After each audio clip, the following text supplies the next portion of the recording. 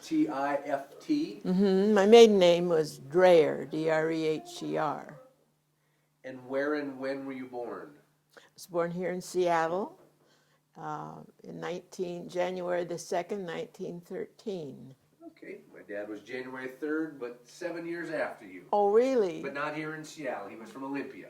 Oh, really? Oh, well, that's close enough. We've been Olympia family for 100 plus years. How about that? So did you grow up in Seattle then? Yes, I did. I was here until I was 35. Not, wait a minute, 25, 26. So were you here when Pearl Harbor was attacked? No, I was in Pearl Harbor when Pearl Harbor was attacked. Wow. So what was that like? What were you doing in Pearl Harbor? Well, I graduated from the U in 1933, which was right in the very depth of the Depression, as you remember. And there was no jobs available. I was an art major, and how was I going to make a living? So my father was able to get me on briefly at the Seattle Times. I worked in their information department and library, it was, for about 9 months, and then they started cutting back on their employees. And I had to do something. My father passed away then within a year, and I opened a knitting shop in Seattle down at 5th and Union Street in the old Crary building, which is no longer existing, and had it for 5 years. And then the war in Europe came on, and women were Red Cross knitting, and they were no longer buying yarn. I taught them all how to knit for nothing, and then they knitted for the Red Cross. Anyway, I closed up my little shop and went to visit a friend, a girlhood friend, Hilda McCausland. Beck, she was a very famous woman golfer here in Washington, in Seattle. And she'd married a naval aviator, and he was stationed there at Pearl. So I was a guest that went for a visit and stayed on for 9 months until the Pearl Harbor.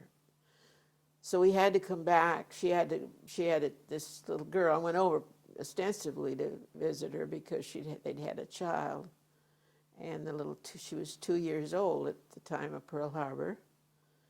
And so my friend had to return to the States. Any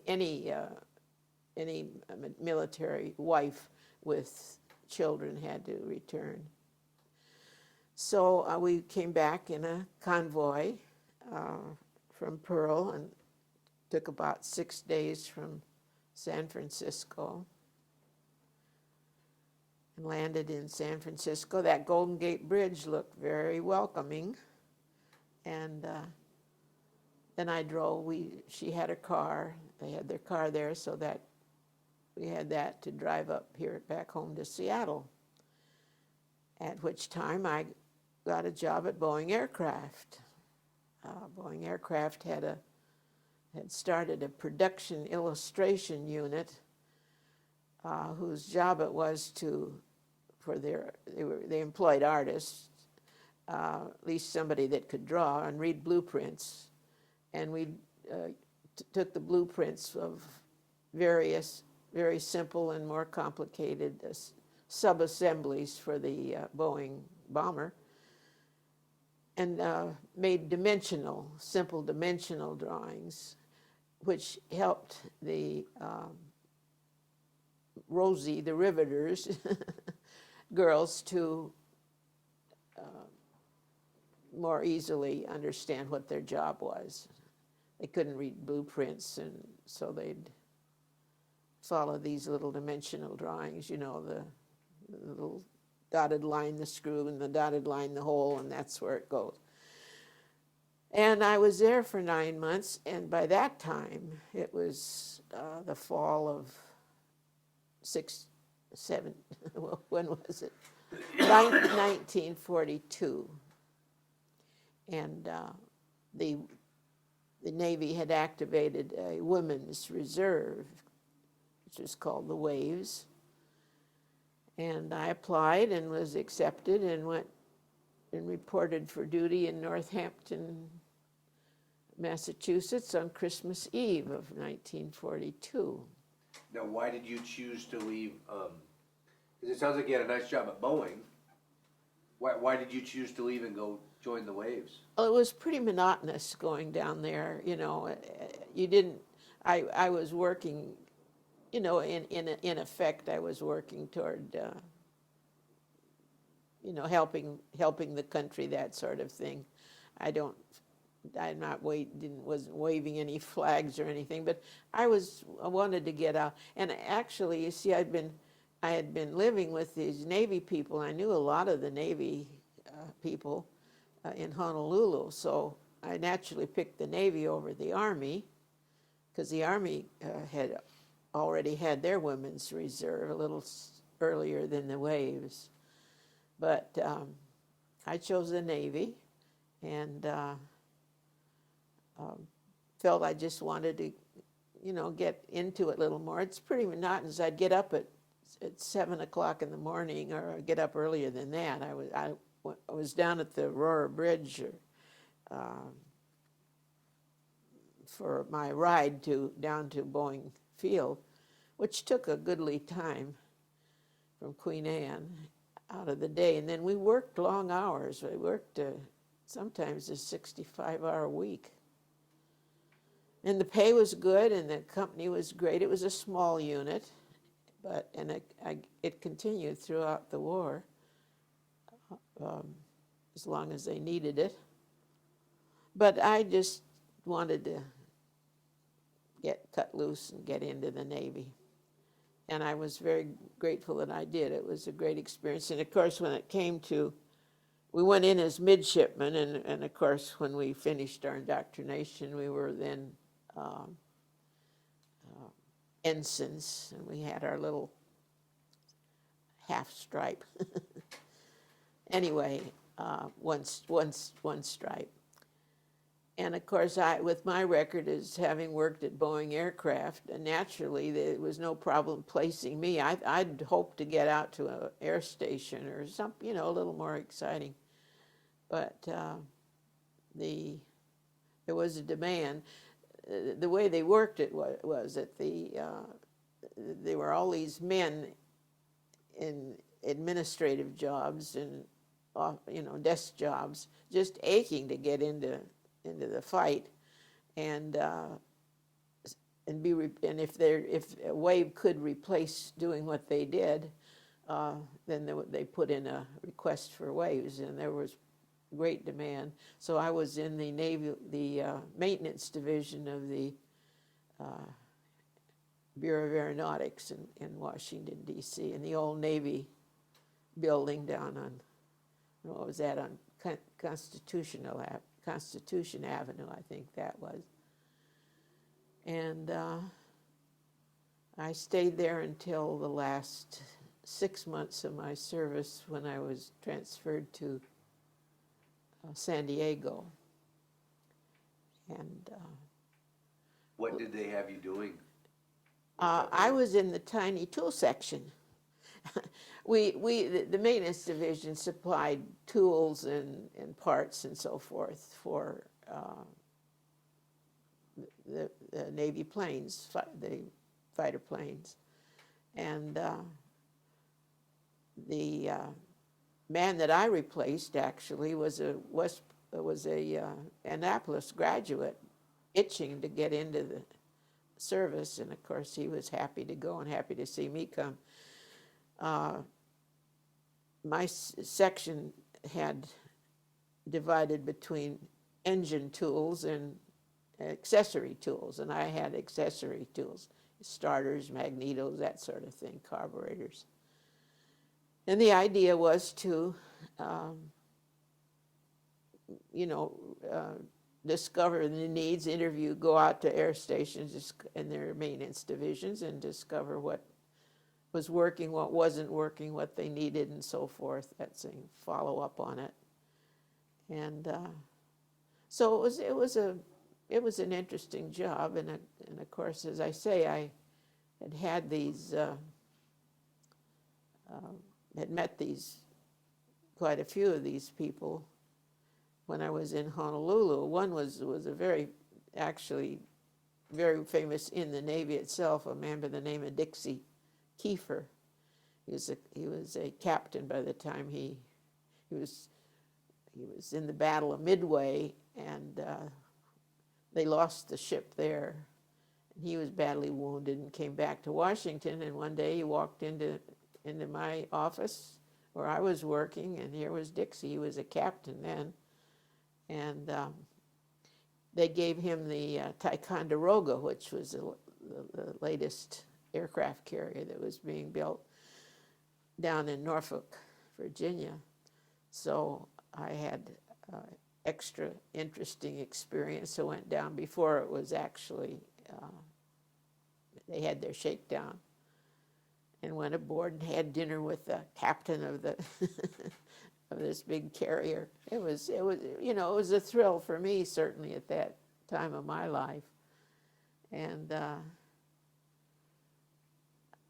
I can only say I think I did the best I could with the job, and I think we increased efficiency, actually, is what we did, and that was the main aim in the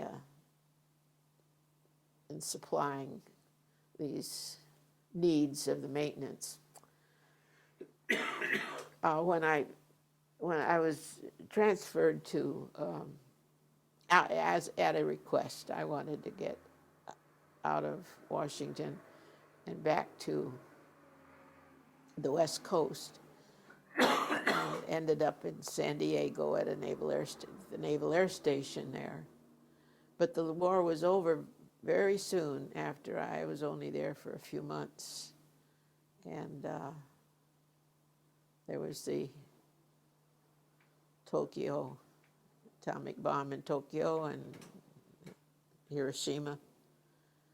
And I took action immediately to be released from service. I was still in the reserves, but I was released from duty. And I had always wanted, my aim in life was to be a professional artist in, you know, in advertising, design, and commercial graphic art. And I had heard of this wonderful school in LA, what in the world? Los Angeles, oh dear, there we go. Art Center College of Design in Los Angeles. And they had a class right shortly after the war started, after Pearl, in training artists in the field of production illustration, and a few of them had arrived at Boeing, and that's how I heard about Art Center. So I went up to Art Center and made inquiries, and yes, they would accept me, and my GI Bill, and I went for almost 2.5 years as additional work. I had a BFA from the university, and this in effect was a master's sort of a degree, although they were not, they did not have any academic subjects at that time. They do now. They're college accredited now. Anyway, it was a great school, and I learned a lot, and met my husband there. He had been a scholarship there before the war, and he had been called up in that first draft in the Army in the early in 41. He was in the Army when Pearl, he'd been in the Army when Pearl was bombed. So I met him, and I had, at that time was what, I don't know, 34, 32. And he finished out his. You worked until you took classes until you felt you were done. You know, like the cookie in the oven. I'm done. And he had a job there with a good coming agency, but was offered a job in San Francisco with a major McCann Erickson in San Francisco office. It's a national agency. Yeah. And I had a job with a small agency there when I finished it, when I felt I had achieved my goal. And we had planned to be married in Los Angeles, but when he was called to San Francisco, we decided that would be it. So I went up and closed shop in LA and went to San Francisco, and we were married, and we lived there we were married almost 59 years till he passed away in 97. So because you went back to college on the GI Bill, is that correct? Yes, yes. So did you have the same benefits as men at that time? Oh, yes. Oh, yes, there was no discrimination there.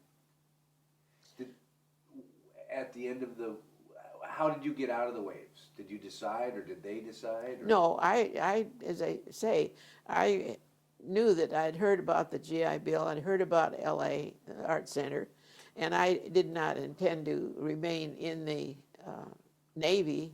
I still had this drive to make something of my desires to be an artist, make my living in that way. So it was easy. As soon as the armistice was signed in August of 45, I applied for release and was released. And I think I started the fall term at Art Center in September. Wow. Yeah. So for you, the Navy was a patriotic responsibility. Is that why you chose? Well, definitely. I wanted to make a contribution the best that I could, and also you don't make contributions if you're not happy in what you're doing. Or should I say, you make a far better contribution when you're happy in what you're doing. And that's the way I felt about it. I'd never been east of the Rocky Mountains at that time. In those days, young people especially, didn't move about like they do now, fly off for vacations while they have jobs or get jobs in Europe, say.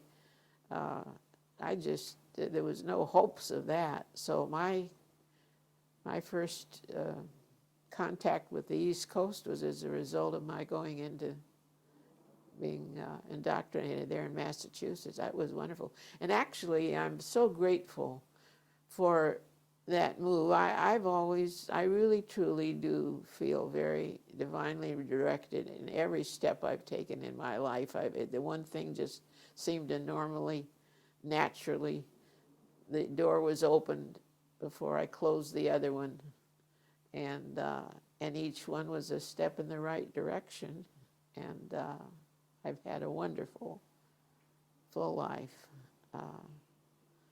But that was only the beginning, because when my husband was employed in San Francisco, he went there in November, and in December we were married. And in January I started teaching at the California College of Arts and Crafts in Oakland, which was a very highly respected and Western College accredited college. And I taught drawing and color design there for 15 years, almost, 12 maybe. And after that, I taught at the San Francisco Art Institute as a coordinator of their design department for about 3 years. And then I decided that I I loved teaching, but I did want to do something of my own, express my own, whatever I had in me to express. And I had attended a class in Oakland on silk screening, which was a comparatively new printmaking it wasn't new in history, but it had caught on as one of the methods of printmaking. And I decided that was something I would like to try, so I attended a few sessions and then set up a studio in my home. We had built a home in Marin County, and I set up a studio there and was able to do it in my house. It doesn't take a lot of equipment. And we had a workroom, study. And then it got more interesting, and I thought, gee, I'd love to do some etching and have engraving and that sort of thing. So, and by that time I was in San Francisco in their art department, and I, got on to, attended some of the sessions in their etching classes, and it really, really delighted me. So after that, I decided, well, I really need to study this, give up the teaching, and just cut that right off and move into study. So for another year, I went out to San Francisco State. It's now part of the University of Washington, University of California system. And I went every day for 5 days, 5 days a week for 1 year, and worked with a man whose printmaking I admired, John Ely, who was the head of the printmaking. And it really talked to me. So then I bought myself a press and moved it into my kitchen. It was just a small bed. Didn't take, I don't know what the bed's, what was it, about an 18-inch bed width. And so you couldn't do very much, anything very large. And then I was soaking paper in the bathtub and drying it on the floor and using my kitchen, my pancake griddle on my stove to warm the plates, and you have to warm them when you ink them and wipe them.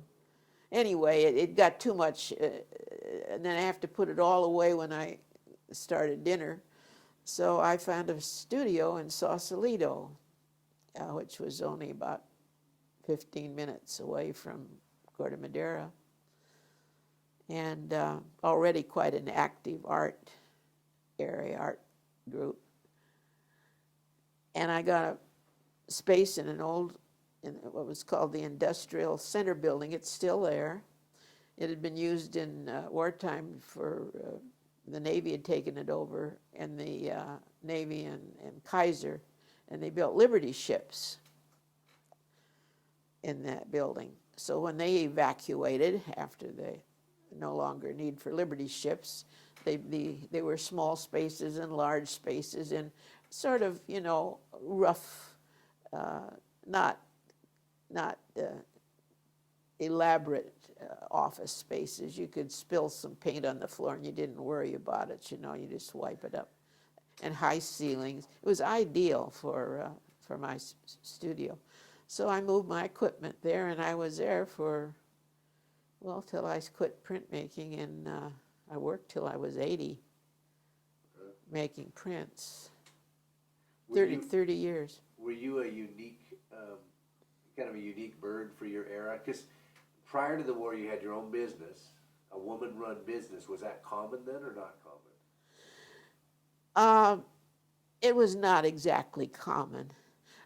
In fact, I think I was no great financial success.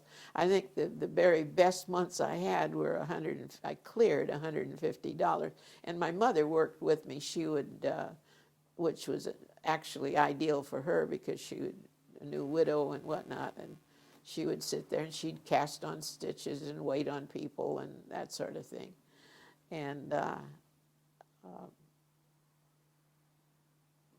I think $150 was the best month that we ever had. And my first income tax statement was for $14 for the year.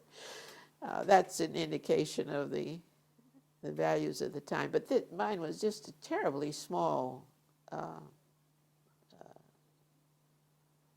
business, as you know, an effort actually.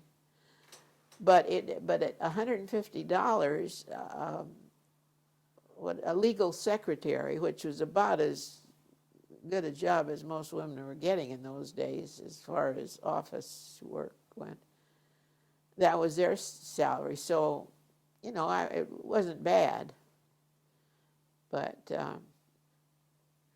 it was a time of coming out of the Depression, and it took a while for things to take off like they do now. We didn't worry about inflation or anything like that. Did the war open doors for you as a woman then? Because you went, I mean, in the advertising industry, which I'm assuming was a male-dominated industry prior to the war. Definitely. So did the world change? Or were you just a strong enough willed person that you were going to do what you wanted to do? I never felt of myself, as I told you, I felt truly that I was just divinely protected and led and moved from one thing into another without any planning or anything. The opportunities or the ideas just seemed to appear, and I took the step, and I never worried about it. Something always happened. My brother built all of the furniture I needed for my shop, drawer cabinets and shelves and counter and desk and whatnot, and everything just went. It was always just fun, you know, in a way, not ha-ha fun, but it was a joyous experience. Met many people, made so many friends, renewed old ones. It was a lovely experience, and it was better than any job that I could have got, because, as I said, I was times it had fired me, and then there were two that were there longer than I was, and they were let go. So that was hopeless, and it wasn't doing what I wanted to do. Actually, my success in the knitting thing came out of the fact that I had learned to sew up at good old West Queen Anne Grammar School when I was in grade school, and so I knew how to sew, and I had taken a class given by the old Bon Marché by a pattern designer and drafter, a woman from the East Coast who worked with Vogue patterns. And the Bon Marché had a class that if you bought your material there and paid a small fee, you would learn how to draft patterns that you could create your own designs. And we did that. We took measurements and ended up drawing them on paper, and then cut muslin patterns, and then sewed up the muslin and tried it on, and it was a basic garment, you see. Then you could add things to it. Anyway, I'd had that background, and so when I started my knitting shop, all of the yarn that was sold in the department stores, and they did a good business in yarn. Knitting really took off at that time. They had books, knitting books, with the photographs of the garments that you were going to knit, and then complete instructions, row by row by row, and knit one, do this row and the second row, and then decrease here and so forth. Well, my contribution to my business was that I made little drawings. I took their measurements, and then I would make like a pattern, like you were going to do a dress. And I would make, instead of writing out all of these boring directions that were hard to keep track of, it was a visual thing. I'd make little checks where they decreased so many times. In other words, and I could design anything they wanted. If they wanted a flared skirt, well, I knew how to add stitches and stuff for that. So I did add, my art, you see, had came into a use there in a way. Because that's what, and it also then came into use at Boeing. I mean, instead of designing dresses, you were drawing illustrations of plane parts. Of what? Of airplane parts at Boeing, isn't that? Oh, yeah. Yeah, so it was similar but different. Yeah, it was all a visual thing.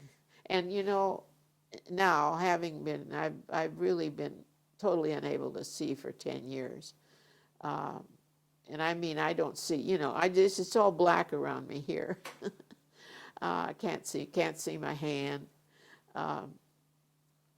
It does, that visual bit, once I've felt my way around, and I feel packages in stores, then you remember it, and it's imprinted in your thought.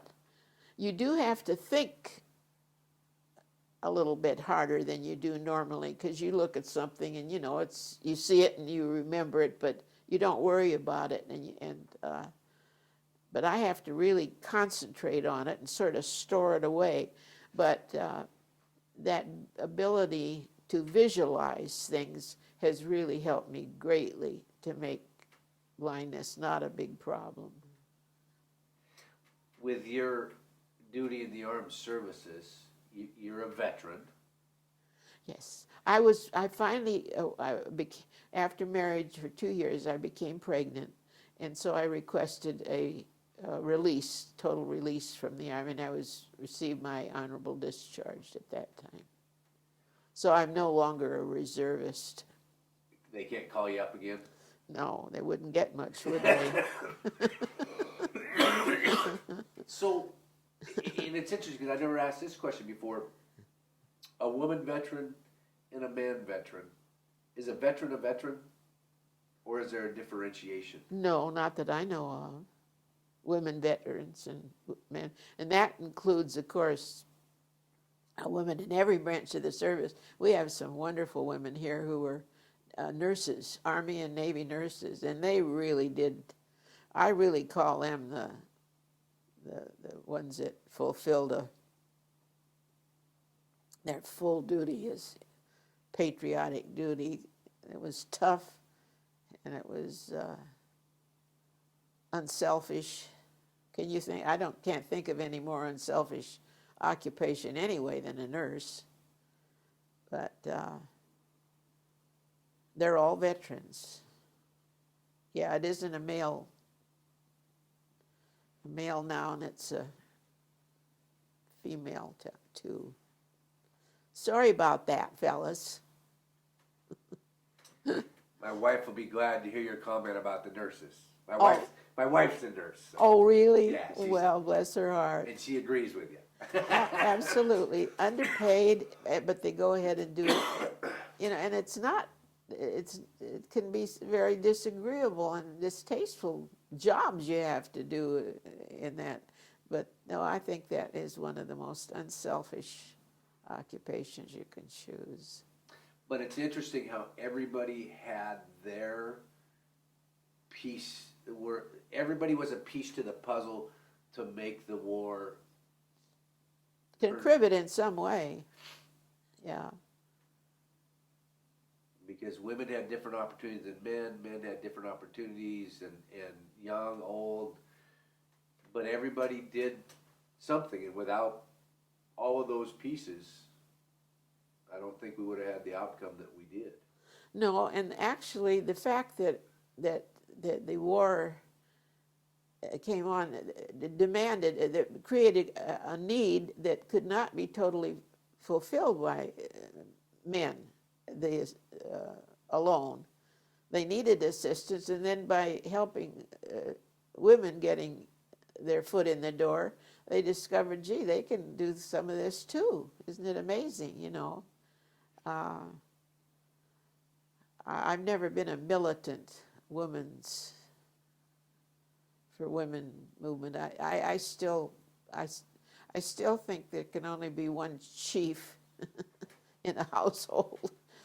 But if you have a wonderful marriage and you love one another, I think that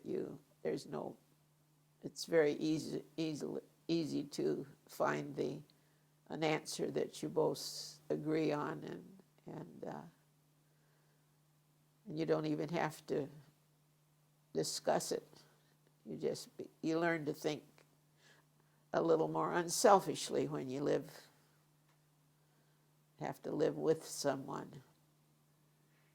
And I think you're right on your statement. There can only be one chief. Now that chief might change. It might be my wife for a while, and it might be me for a while. Definitely. But you can only have one chief. Yeah. Well, actually, if the ideal thing is, as I say, to you come to an agreement, and there's no need to have anybody bossy. You just agree that, well, this is something for you that you can do better than I can, and so forth. It was never a problem. I'm very grateful, and again, I'm grateful that I waited. Now, I waited quite a while. Nowadays, of course, in this recent couple generations, and the present one are really putting off marriage. They're waiting. 30 is no longer 35. I was 35 when I was married. Is no longer a big deal. But earlier years, when I was really growing up, teenage and whatnot, girls got married right away, and big deal for the weddings. I don't know. There's no answer. Times change, situations change. You just try to do the best you can, and be honest about it. I do. I'm grateful for the time that I had. The Depression was a tough thing, but at the time, that was life. So you met it. Now, when you look back on it from today's viewpoint, of course, it looked terrible. You didn't have money for this, and I think my tuition was $45 a semester at the university as a resident. Tuition for a resident person. And nowadays, what is it? I was going to say, with that and about $5, you could buy a book. That's right. Yeah. Thousands of dollars a semester. It's interesting because you have a wonderful perspective on things. History books kind of, they change history a little bit, I think, because growing up, I was born in 1958. So growing up post World War II and kind of pre-Vietnam, the history books, and then with the 60s thing, made it look like World War II just changed everything, and women had never had any independence at all before that, and then magically every woman was behind it, but yet there were some people that just, like you knew what your calling was, you knew what life was. Probably some of that didn't even make sense to you, what the argument was. We didn't worry so much about it then as they do now. There were not so many causes out there. You just met, life as it came, and if you, as I say, were considered, and if you loved your parents, if it was a happy home, you did what you knew was best for the group, and in marriage, the same way. No, I'm grateful for the time that I did live in, and I certainly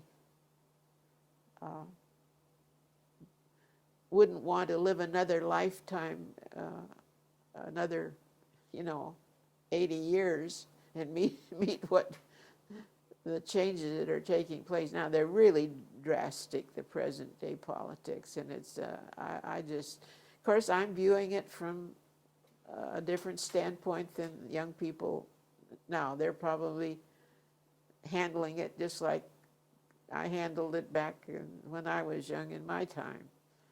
So we all seem to the world seems to continue to turn. Yeah. I like your viewpoint of when you were growing up, there weren't so many causes. It seems so overwhelming now because there's just so much. Yeah. And where do you start? Where do you, I want a simple life.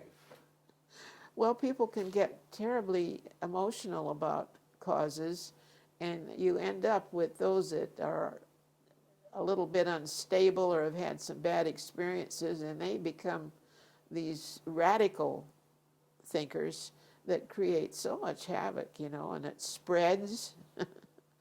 And it's unfortunate, but this free expression bit. Anyway, that we all survive, but I think we all need to have more tolerance and more patience. Those are two qualities that are greatly needed these days.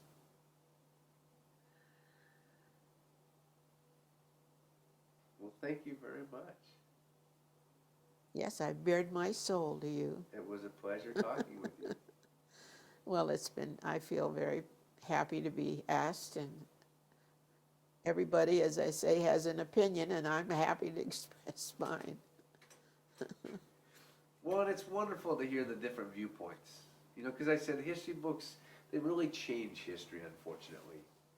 You know, they don't tell us what really people thought as an individual, not as the group viewpoint of the world, but yet as an individual. You know. Well, I think this project that you're on, as Leslie was explaining it to me, is quite an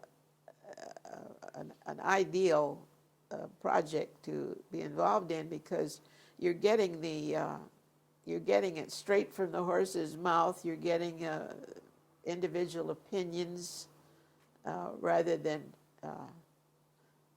taken from news clips, and then somebody summarizing what they feel was happening. This way you have it directly, and I think you're doing a valuable thing. Wish you a lot of success. I think you're exactly right, because history books do the same thing as you just described. They summarize it. Yes. And they make it sound like everybody had exactly the same thought. Yes. But there were individuals. There was a lot of different feelings and viewpoints, and like you said, you did the best you could. Yeah. Yeah. A little more tolerance, patience, and humility is very important. I think that's one of our countries. It's the greatest.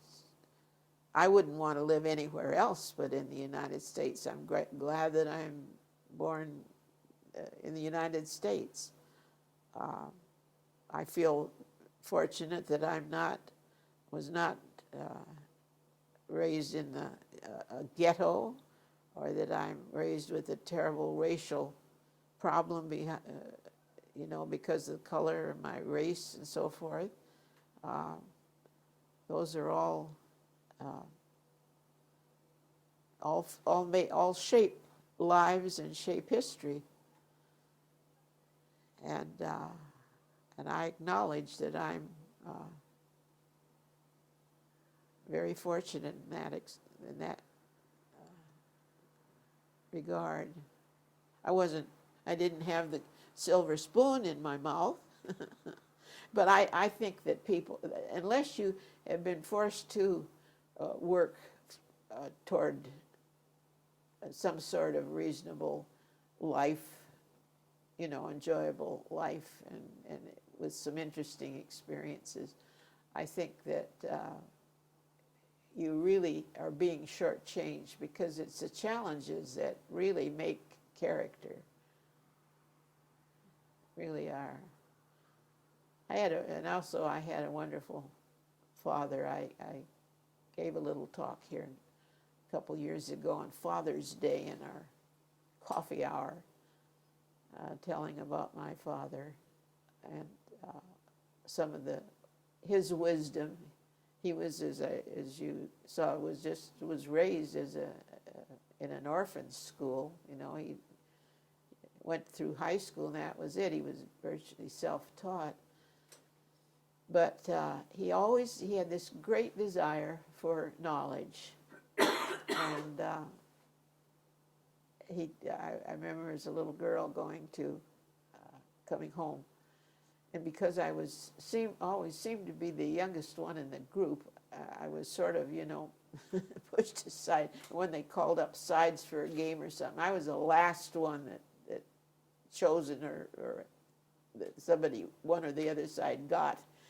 And I felt it. I felt this, that I wasn't really counting for much.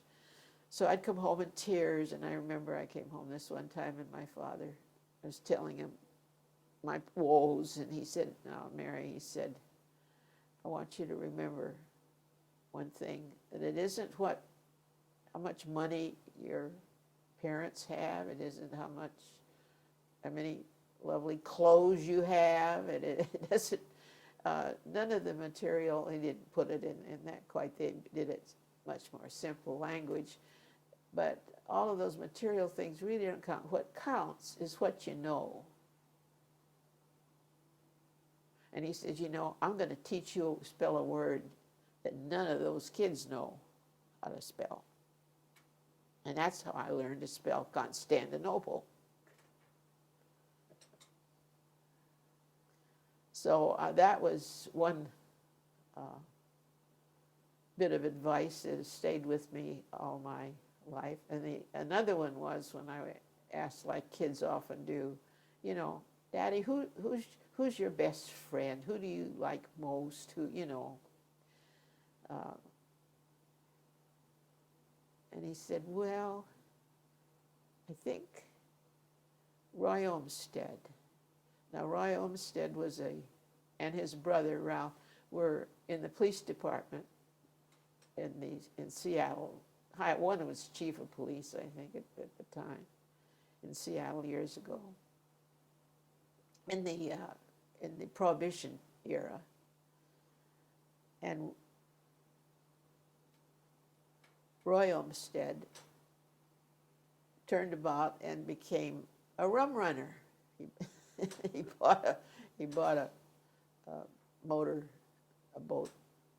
boat, and he would run good liquor from Canada down into Seattle, and of course was ultimately caught. And he spent, did his term over at McNeil Island. Now this is a man that my father chose to say that he felt he admired. It wasn't his best friend, and they weren't, buddies or anything like that. But obviously, my father had felt deeply about the man. Well, it turned out that Roy became quite religious through a chaplain of one of the churches here in Seattle, and became a practitioner in this faith when he came out of the penitentiary, and going back to living just a normal life, not one full of all of the stuff that money could get you. And I thought, well, I've thought of it again. My father obviously saw something of that man's nature, even before any of it, came to be. And then he said to me, he says, Mary, he said, you meet lots of people in life, and everybody will have an opinion about whether they like them or not, or whether they're good people. And he says, don't take anybody else's opinion. He says, you accept people as you find them. And boy, that's been one of the biggest guideposts for me. You always find somebody gossiping about somebody else, but how do everyone, you don't like everyone. That isn't the idea. You're not drawn to everyone. But don't accept someone else's opinion regarding another individual. Make up your own mind.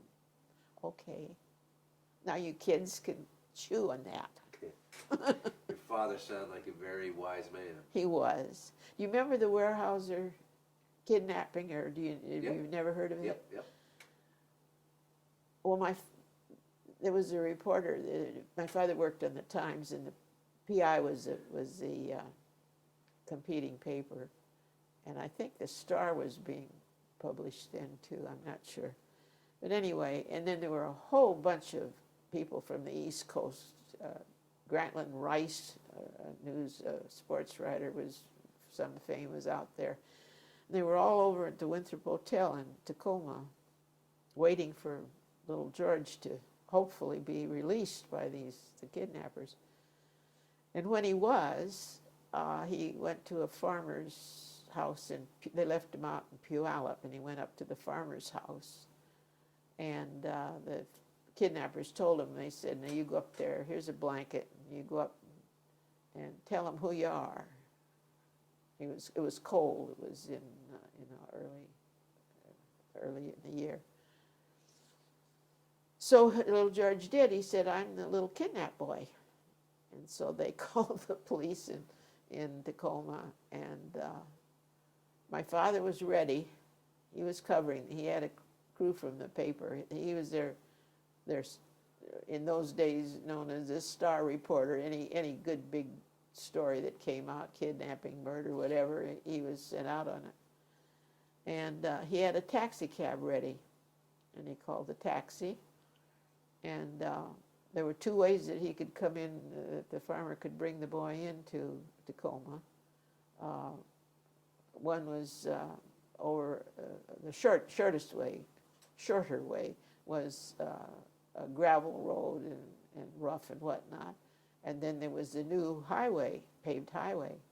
And my father reasoned that a farmer, and he probably had a little old Ford maybe, and he'd choose, there was no rush, he'd choose the paved highway. And his choice was, his hunch was right.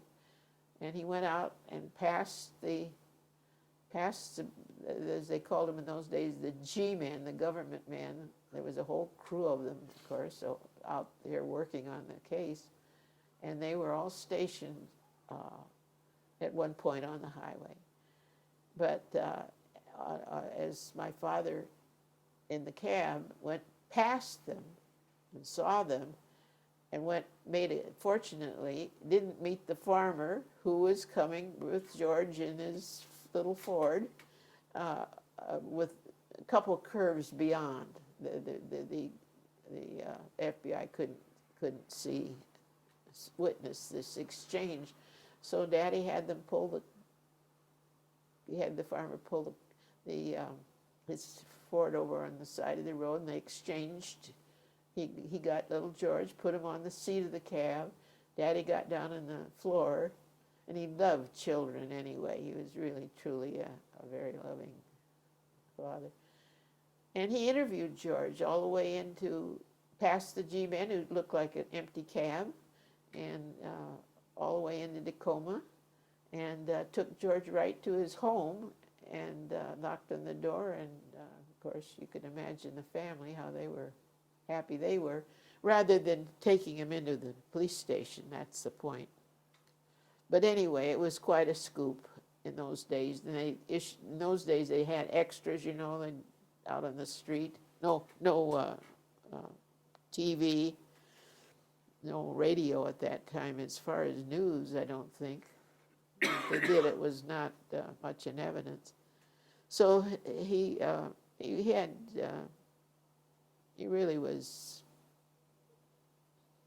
had the scoop of the year, if not for quite some time. In fact, it's on the TV somewhere on the what do you call it? I don't know the TV, on the internet, as famous scoops in newspaper history. Yeah. I'll have to go look it up. Yeah, you should. John Dreyer. And it's interesting. I'm going to stop the tape now. It's interesting because